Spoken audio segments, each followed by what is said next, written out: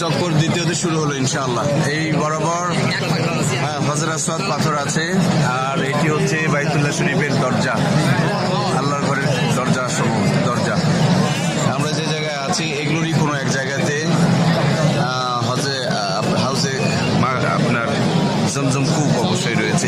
এই জায়গাটার কোনো এক জায়গাতে, এখানেরই কোনো এক জায়গাতে আমরা যেখানে আছি, যে জায়গায় অবস্থান করছি এখানেই কোনো এক পাশে, এখানে এই অল্প জায়গার মধ্যেই জমজম কূপ আছে। এটা পরে আরো পাইপ দিয়ে তোলা হয়, মানুষের উপচে পড়া ভিড় হবে। এবং এই জায়গাটা অত্যন্ত গুরুত্বপূর্ণ, যে এখানে দোয়া কবুল হয়। বাইতুল্লাহর দরজা, বাইতুল্লাহর আপনার হচ্ছে হজর আসওয়াদ দুইটার মাঝখানকে মুলতাজিম বলা হয়। মুলতাজিমে দোয়া কবুল হয়, কাবা শরীফের দরজার সামনে দোয়া কবুল হয়, বা মাকাম ইব্রাহিমের পিছনে দোয়া কবুল হয়, জমজম কূপকে সামনে রেখে দোয়া কবুল হয়। এই জায়গাটাতেই জমজম কূপ আছে।